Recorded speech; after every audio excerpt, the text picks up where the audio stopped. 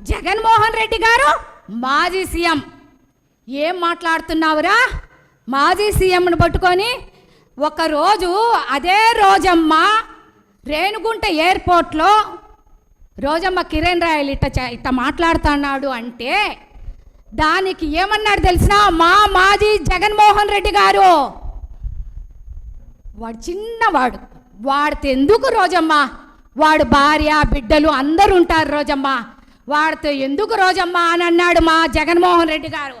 రే మాకు విలువలు విశ్వసనీయతలు ఉండాయిరా, నీకు అవి లేకనే నీ పార్టీ నీ పవన్ కళ్యాణ్ గారు, మీ నాయకుడు చంద్రబాబు నాయుడు గారు నిన్ను దూరం పెట్టినారు.